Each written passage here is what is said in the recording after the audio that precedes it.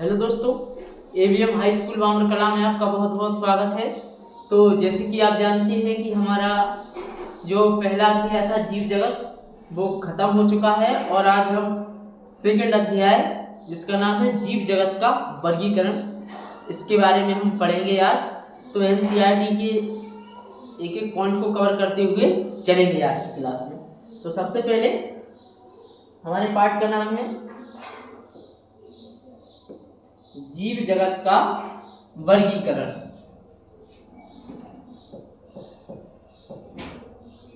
जीव जगत का वर्गीकरण, इसके बारे में आज हम पढ़ेंगे। तो सबसे पहले बात करते हैं। तो पहला अगर बात करें वर्गीकरण की, तो सबसे पहले वर्गीकरण किसने दिया था? तो आपको जो सबसे पहले वर्गीकरण है वो दिया था हमारा अरस्तु ने। अरस्तु ने, जिसे हम जीव विज्ञान का जनक अंग्रेजी में अरस्तु को एरिस्टोटल कहते हैं। तो सबसे अरस्तु ने जो सबसे पहले वर्गीकरण दिया, तो इनका प्रथम वर्गीकरण, सबसे पहले जो वर्गीकरण दिया वो किसने दिया? अरस्तु ने। तो इसलिए इनका प्रथम वर्गीकरण कहते हैं हम। प्रथम वर्गीकरण दिया हमारे अरस्तु यानी एरिस्टोटल ने, और इन्होंने सरल आकार की लक्षणों के आधार पर, काय के सरल आकार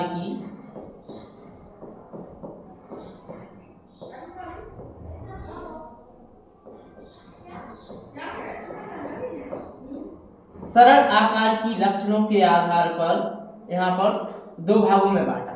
एक को यहाँ पर पादप और जंतु, और पादप को इन्होंने तीन भागों में बांटा। पादप को कितने? तीन भागों में। पहला शाक,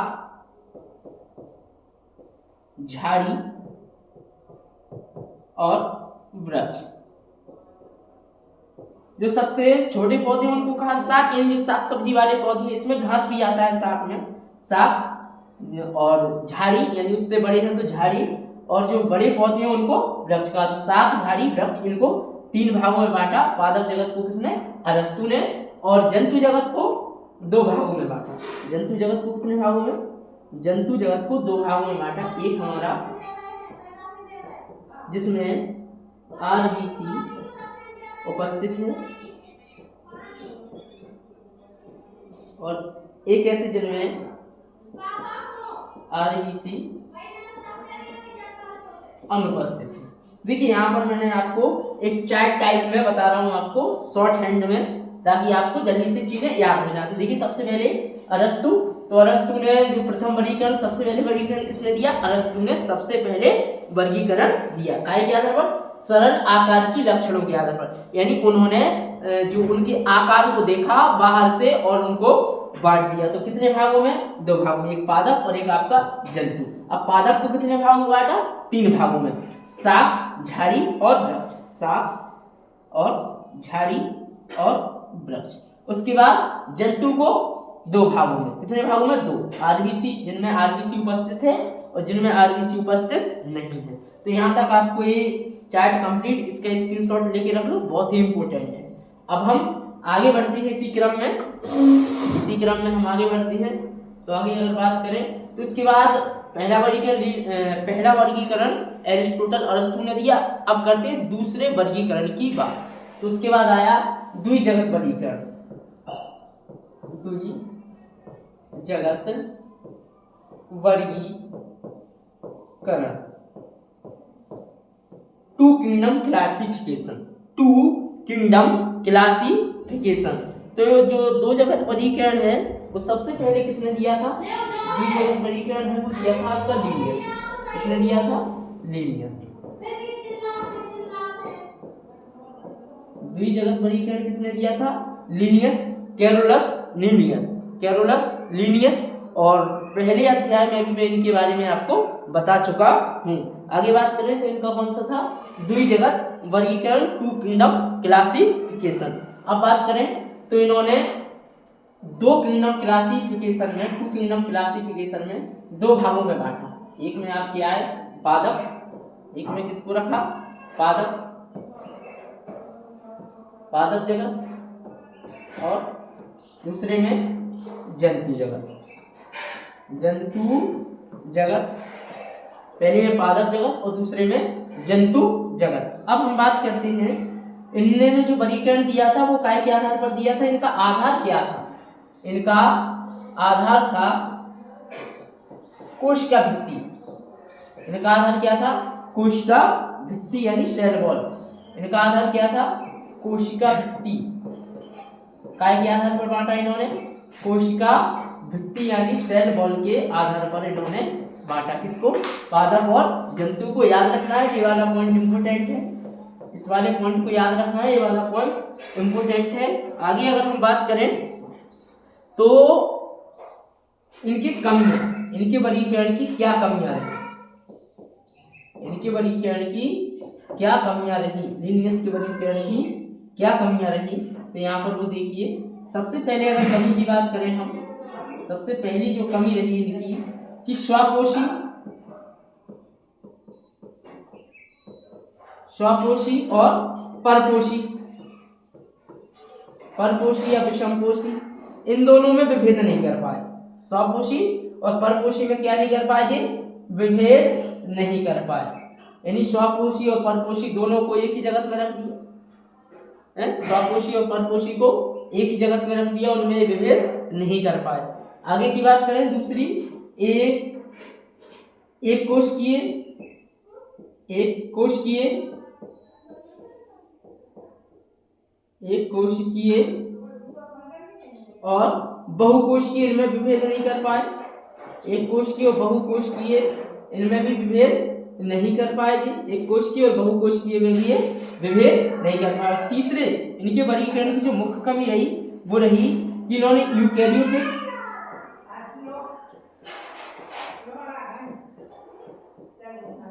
यूकैरियोटिक और प्रोकैरियोटिक, यूकैरियोटिक और प्रोकैरियोटिक दोनों में भेद नहीं कर पाया। यानी उसी जगत में यूकैरियोटिक को रख दिया, उसी जगत में प्रोकैरियोटिक को रख दिया, तो दोनों में विभेद नहीं कर पाए। कौन नहीं कर पाए? लिनियस दोनों में विभेद नहीं कर पाए यहाँ पर। तो ये आपको ये ध्यान रखना है, ध्यान रखना है आपको कि यूकैरियोटिक और प्रोकैरियोटिक में भी विभेद नहीं कर पाए। कौन? लिनियस। तो ये लिनियस के वर्गीकरण की मुख्य कमियां थी, ये लिनियस के वर्गीकरण की मुख्य कमियां थी। आगे अगर हम बात करें तो इसके बाद देखिए द्विजगत वर्गीकरण के बाद त्रिजगत वर्गीकरण आया, जो कि त्रिजगत वर्गीकरण दिया था। देखिए यहाँ पर तीन जगत वर्गीकरण, तीन जगत वर्गीकरण। एनसीईआरटी में नहीं है ये सब, लेकिन फिर मैं आपको बता देता हूँ। तीन जगत वर्गीकरण जो कि हैकल ने दिया था, तीन जगत वर्गीकरण किसने दिया था? हैकल। उसके बाद आया हमारा चार जगत वर्गीकरण, चार जगत वर्गीकरण। तो चार जगत वर्गीकरण जो आपका वो कोपलैंड ने दिया था, कोपलैंड ने दिया था। ये आपको याद रखना है, एनसीईआरटी से बाहर है ये वाला डाटा, इसलिए मैंने आपको ये बता दिया। तो याद रखना है आपको, तीन जगत वर्गीकरण हैकल ने दिया था और चार जगत वर्गीकरण कोपलैंड ने दिया था। अब हम बात करते हैं जो कि एनसीईआरटी में है। तो एनसीईआरटी में यहाँ पर पांच जगत वर्गीकरण, क्या है? पांच जगत वर्गीकरण। तो यहाँ पर RH व्हिटेकर, RH व्हिटेकर। तो RH जो व्हिटेकर हैं इन्होंने दिया था 1969 में पांच जगत वर्गीकरण, पांच जगत वर्गीकरण। याद रखना ये वाली लाइन आपको कि RH व्हिटेकर ने 1969 में जो वर्गीकरण दिया था वो क्या था? पांच जगत वर्गीकरण। क्या था? पांच जगत वर्गीकरण। तो उन्होंने पांच जगत में किस किस को बांटा? याद रखना है आपको। सबसे पहले रखा उन्होंने मोनेरा, मोनेरा। उसके बाद है आपका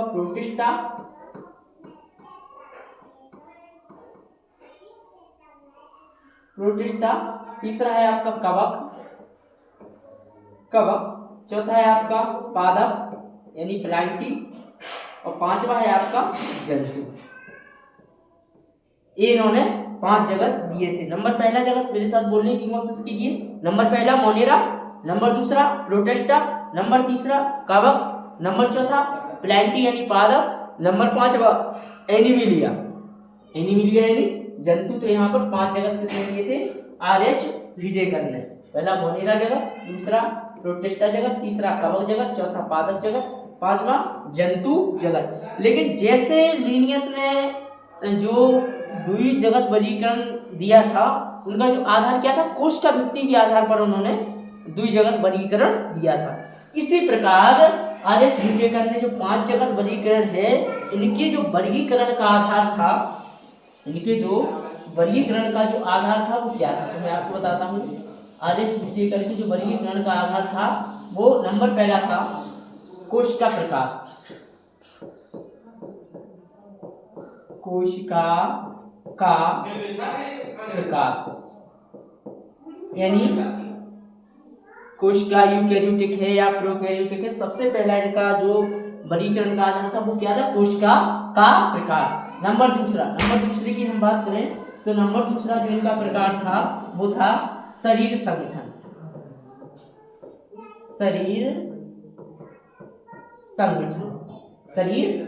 यानी जो जीव है वो एक कोशिका से मिलकर बना हुआ है या बहु कोशिका से मिलकर बना हुआ है। इसके आधार पर इनका वर्गीकरण था। नंबर तीसरे की बात करें तो नंबर तीसरा था कोशिका भित्ति।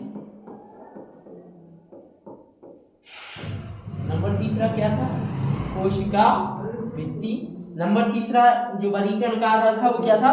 कोशिका भित्ति। और नंबर चौथा जो इनका आधार था वो था पोषण। वर्गीकरण का आधार क्या था? पोषण, जिसे कहते हैं न्यूट्रिशन। क्या कहते हैं? न्यूट्रिशन। और जो इसका 5वां जो आधार था वो था जनन। याद रखना है आपको जी, NCERT में दिए हुए हैं कि लीनियस के वर्गीकरण के आधार क्या क्या थे। तो लीनियस के वर्गीकरण के आधार थे, नंबर पहला है कोशिका प्रकार, शरीर संगठन, और जो हमारा तीसरा है कोशिका भित्ति, चौथा है पोषण, और 5वां है जनन, रिप्रोडक्शन। तो ये आपको याद रखना है। तो यहाँ पर एक टेबल भी दी हुई है, ये 5 जगह दिए हुए हैं NCERT में, तो वो मैं टेबल आपको बताता हूँ। देखिए ये है यहाँ पर टेबल, ये है, देखिए यहाँ पर टेबल। सबसे पहले जगह दी हुई है, देखिए यहाँ पर सबसे पहले यहाँ पर ये जगत है, देखिए। तो सबसे पहले ये आपकी जगत है जी, क्या है आपके? जगत है, किंगडम है, देखिए जी। पहला मोनेरा, दूसरा प्रोटिस्टा, तीसरा फंजाई, प्लांटी, एनिमिलिया। तो 5 जगत किसने दिए थे? तो यहाँ पर RH व्हिटेकर ने कब दिए थे? 1969 में RH व्हिटेकर ने 5 जगत वर्गीकरण दिया था। तो देखिए मोनेरा है, प्रोटिस्टा है, फंजाई है, प्लांटी है, एनिमिलिया। तो यहाँ पर फंजाई यानी कवक, और प्लांटी यानी आपका पादप, और एनिमिलिया यानी आपका जंतु। देखिए अंग्रेजी में दी हुई यहाँ पर, याद रखना है आपको इस चीज का। तो यहाँ पर देखिए सबसे पहले है कोशिका का प्रकार, मैंने आपको लिखा है कोशिका का प्रकार। तो मोनेरा कैसा है? प्रोकैरियोटिक। मोनेरा कैसा है? प्रोकैरियोटिक। मोनेरा कैसा है? प्रोकैरियोटिक। बाकी जो 4 जगत हैं, प्रोटिस्टा, फंजाई, एनिमिलिया, प्लांटी, ये सभी के सभी यूकैरियोटिक है, और मोनेरा आपका प्रोकैरियोटिक है। तो याद रखना है आपको। दूसरी बात करें कोशिका भित्ति, दूसरा क्या है? कोशिका भित्ति। तो याद रखना है सेलुलोज रहित, 2 शब्द है, एक रहित है आपका और एक है आपका सहित। याद रखना है हिंदी में रहित और सहित। रहित माने नहीं, रहित माने नहीं है, और सहित यानी है। तो यहाँ पर सेलुलोज रहित यानी जो कोशिका भित्ति है किसकी? मोनेरा की। मोनेरा की जो कोशिका भित्ति है उसमें सेलुलोज नहीं है। याद रखना है, NCERT की पॉइंट है कि मोनेरा जगत की जो कोशिका भित्ति है उसमें सेलुलोज नहीं है। उसमें क्या पाया जाता है? बहुसर्कराइड प्लस एमिनो अम्ल, बहुसर्कराइड प्लस एमिनो अम्ल, बहुशर्कराइड को हम बोल सकते हैं पेप्टिडोग्लाइकैन। पेप्टिडोग्लाइकैन, यहाँ पे जगह नहीं है, यहाँ पे लिख देता हूँ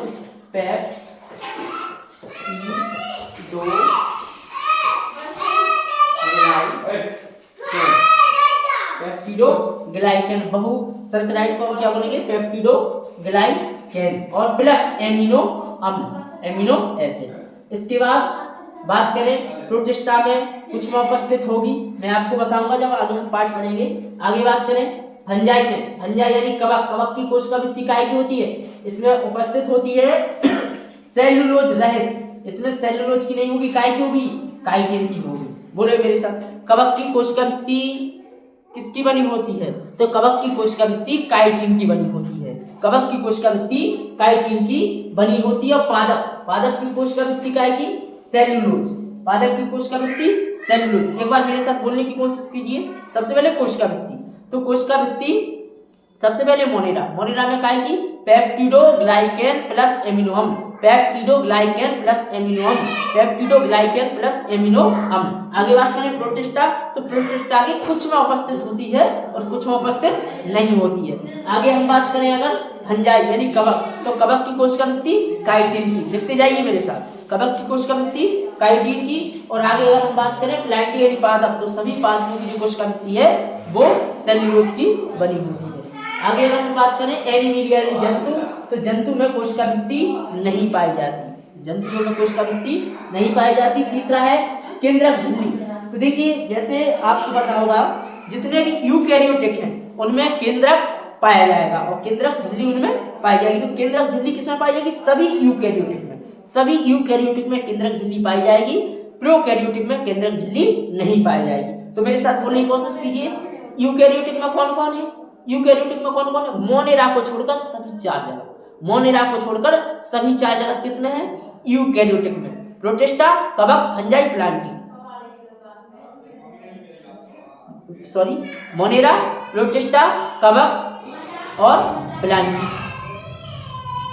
देखिए यहाँ पर मोनेरा काय में हमारा?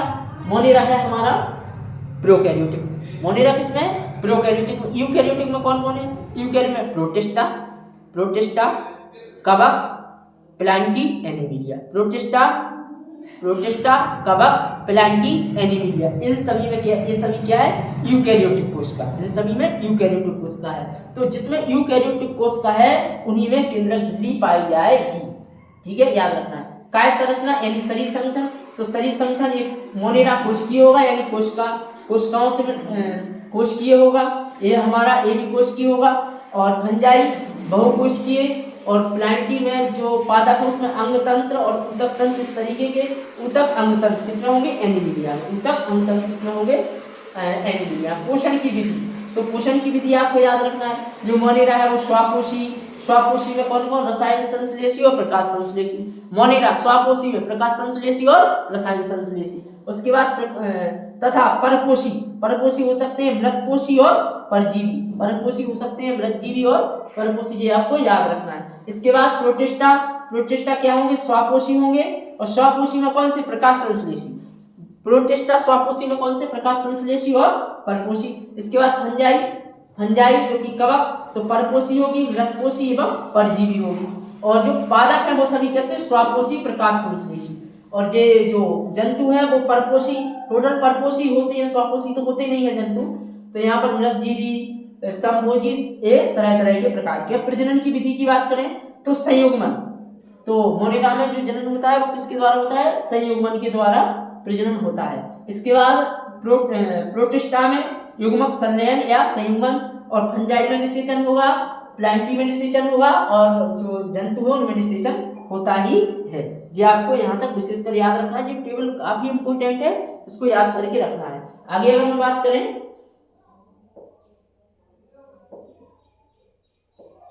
ये हमने पढ़ लिया था।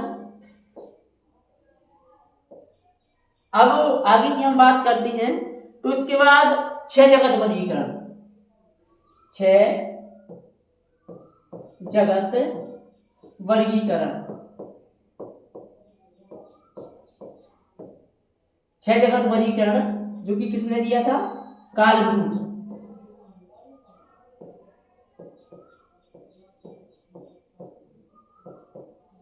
कार्ल्स ब्रूज ने जो कि 6 जगत वर्गीकरण दिया था, कार्ल्स ब्रूज ने 6 जगत वर्गीकरण दिया था।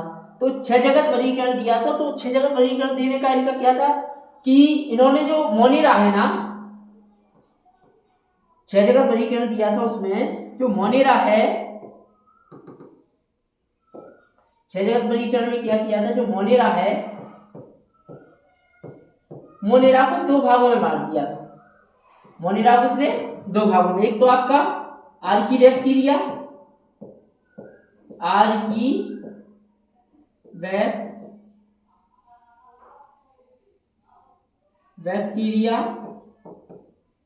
आर्कीबैक्टीरिया और यूबैक्टीरिया, आर्कीबैक्टीरिया और यूबैक्टीरिया 2 भागों में बांट दिया था। यहाँ पर मोनेरा जगत को कार्ल ब्रूज ने कितने भागों में, 2 भागों में, आर्कीबैक्टीरिया को अलग कर दिया और यूबैक्टीरिया को अलग कर दिया। ये आपको याद रखना है, आर्कीबैक्टीरिया और यूबैक्टीरिया, ये आपको याद रखना है सब। इसके बाद अगर हम बात करें आगे की, तो यहाँ पर इसके जो 5 जगत वर्गीकरण है, इसके 3 डोमेन है। क्या है? 3 डोमेन है। तो 3 डोमेन को हम पढ़ते हैं। तो सबसे पहला जो डोमेन है वो क्या है, याद रखना है आपको, ये काफी इंपोर्टेंट है। तो सबसे पहला है आपका आर्कीबैक्टीरिया,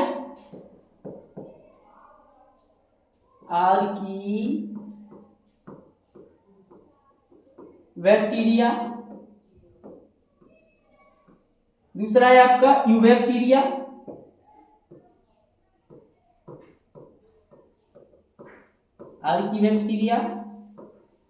दूसरा है आपका यूबैक्टीरिया और तीसरा है आपका यूकैरिया।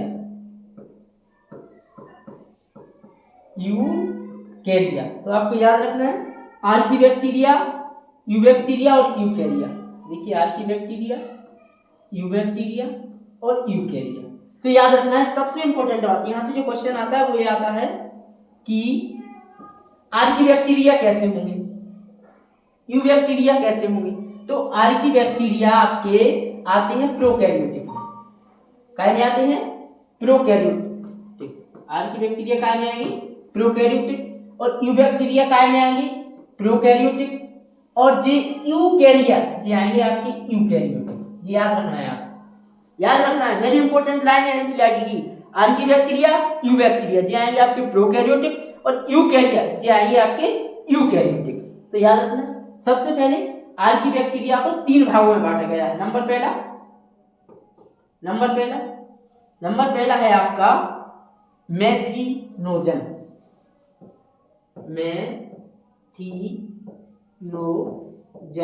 यानी जो मीथेन उत्पन्न करते हैं। दूसरा थर्मो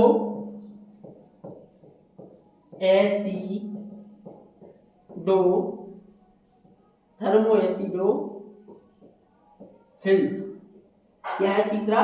थर्मो एसिडो फिल्स। दूसरा क्या था? थर्मो एसिडो फिल्स। और तीसरा हेलो फिल्स। याद रखना है आपको कि नंबर आर्कीबैक्टीरिया कितने भागों में? 3 भागों में।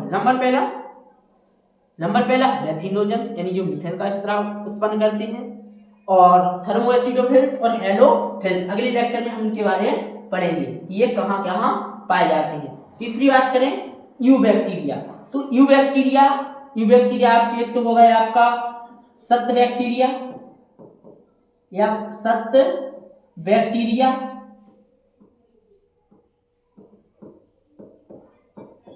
क्या हुआ है आपके? सत्त बैक्टीरिया। नंबर एक पर क्या होगा आपके? सत्त बैक्टीरिया, जिन्हें हम वास्तविक जीवाणु भी कहते हैं। सत्त बैक्टीरिया को वास्तविक जीवाणु भी कहते हैं। और दूसरी अगर हम बात करें तो इसमें आता है नील हरित शैवाल,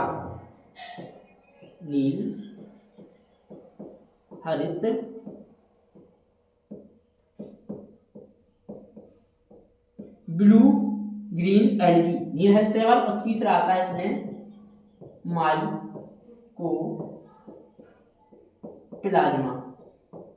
माइकोप्लाज्मा। तीसरा कौन आता है इसमें? माइकोप्लाज्मा। उसके बाद यूकैरिया, तो यूकैरिया में आते हैं आपके 4 जगह। नंबर पहला प्रोटिस्टा, प्रोटिस्टा, नंबर दूसरा कवक, नंबर तीसरा जंतु, नंबर चौथा पादप।